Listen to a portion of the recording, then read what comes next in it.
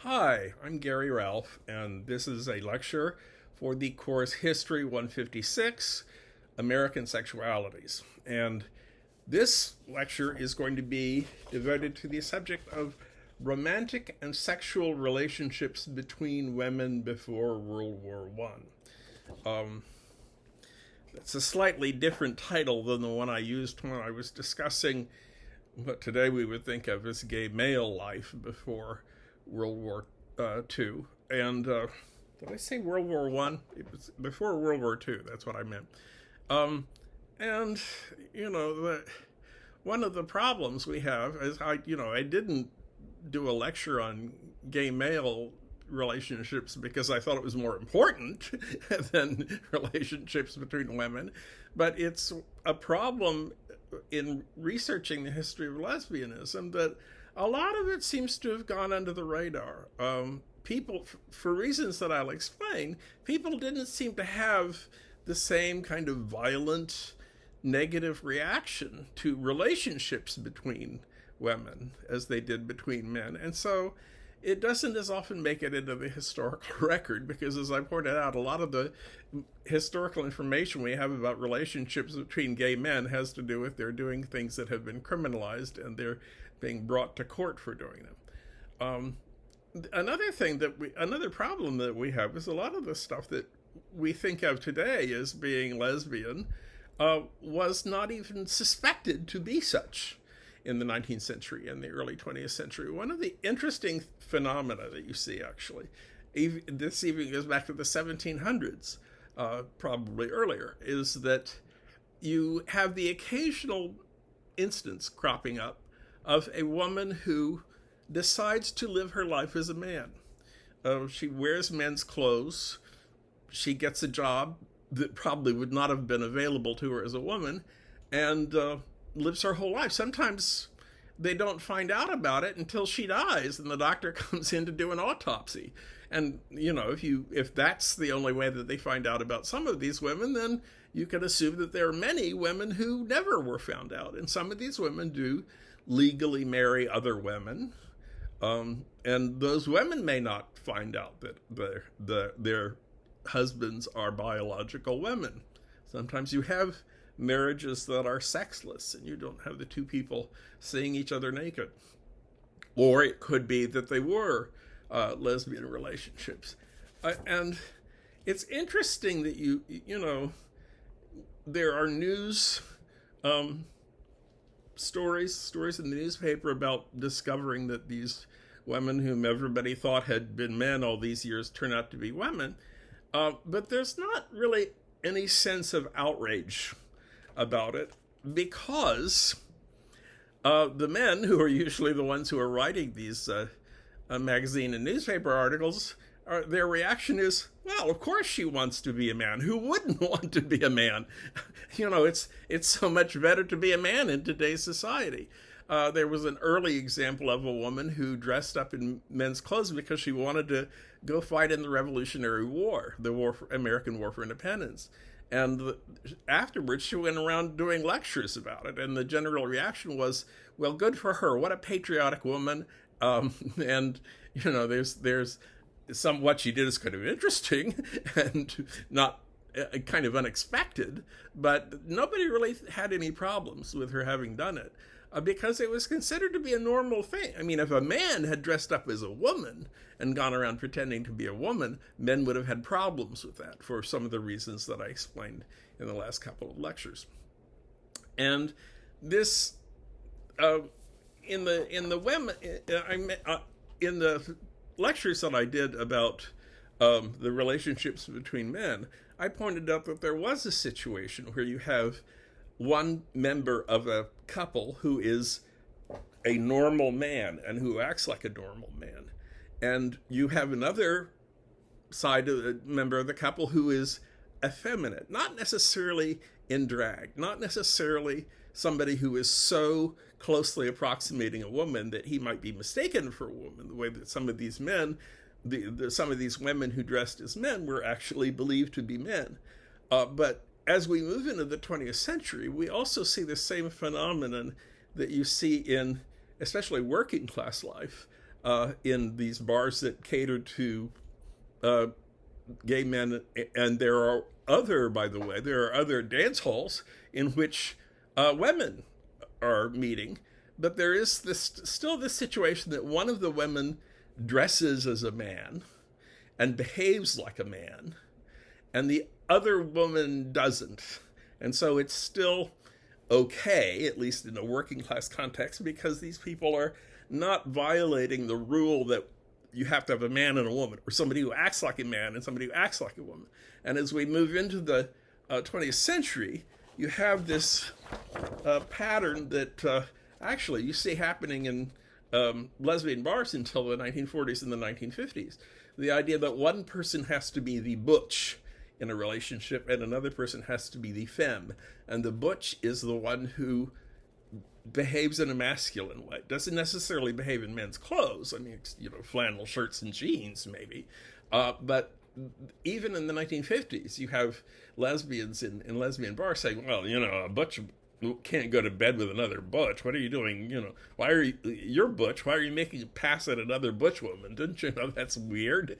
So there is still this gender identity, gender parity maintained, where it's okay to be in a relationship as long as one of you is considered to be the masculine and another one is considered to be the feminine.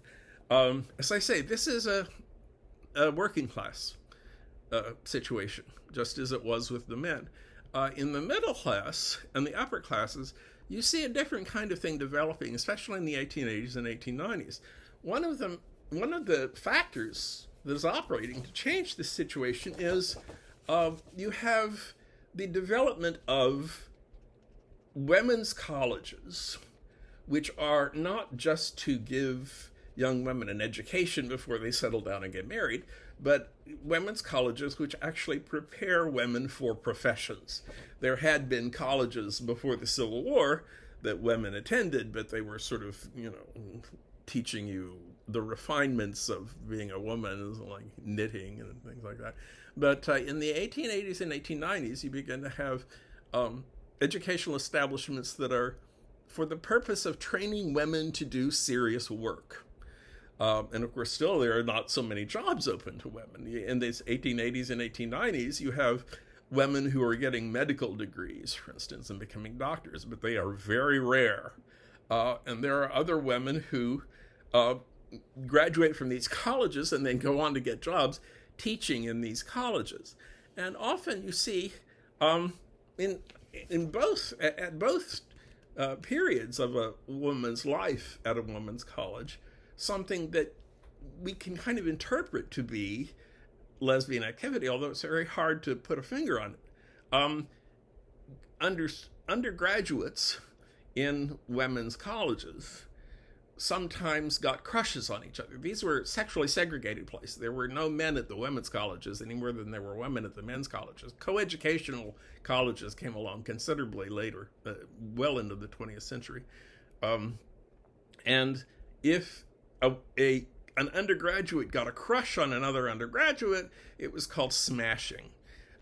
And you would have the women exchanging love tokens and sending each other flowers and chocolate and things like that.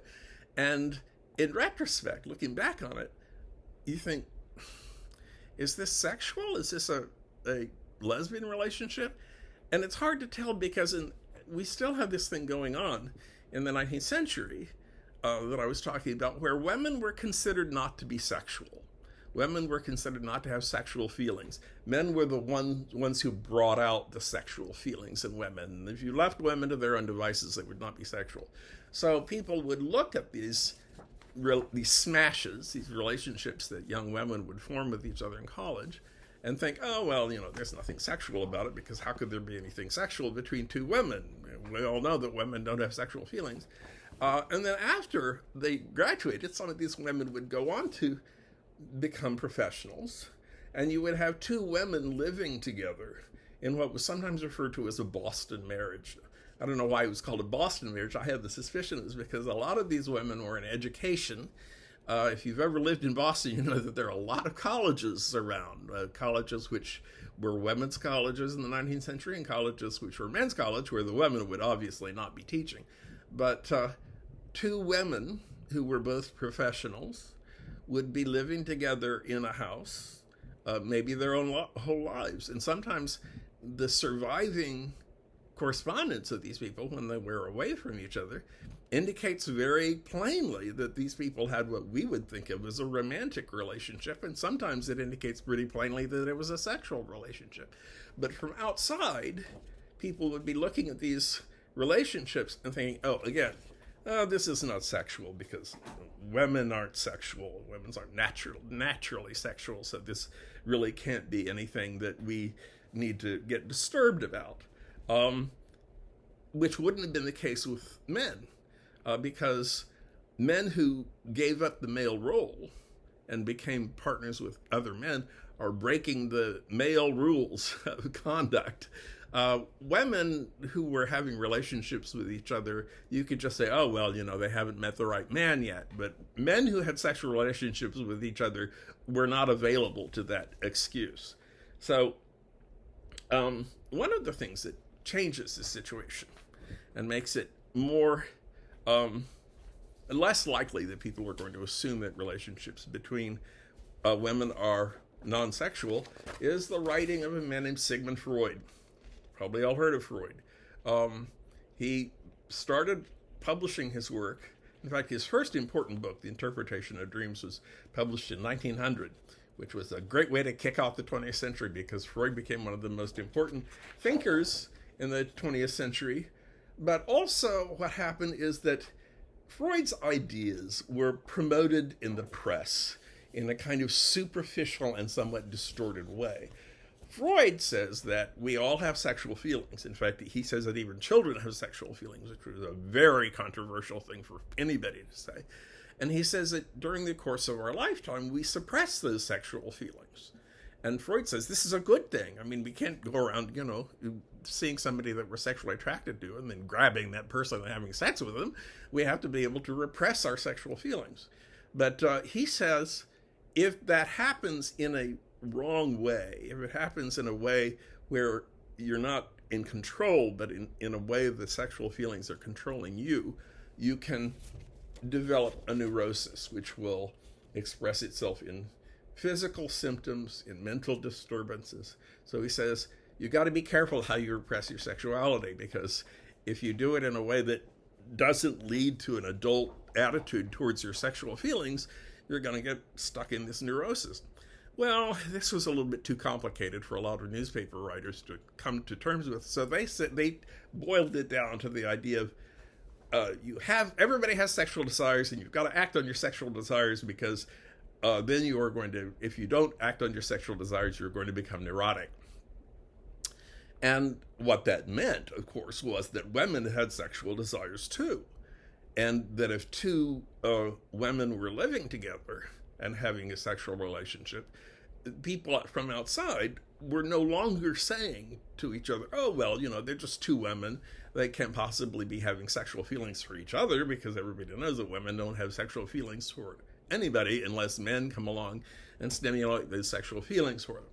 Now that Freud was coming along, people were no longer thinking that way. And relationships between two women, where the two women were living together for decades, people were not looking at that kind of relationship any longer as being an innocent, non-sexual relationship. So it became much harder, beginning in the 20th century, for women to, at least women who lived together, it was a lot harder for them to assume that people would just ignore them, and that it wasn't going to be considered anything sexual or anything that was a problem. Also, a lot of these Boston marriages were not between a butch woman and a femme woman, so that was another reason that people had not been likely to interpret it as a lesbian relationship. But now, in the 20th century, all that was going to change. Part 2 coming up.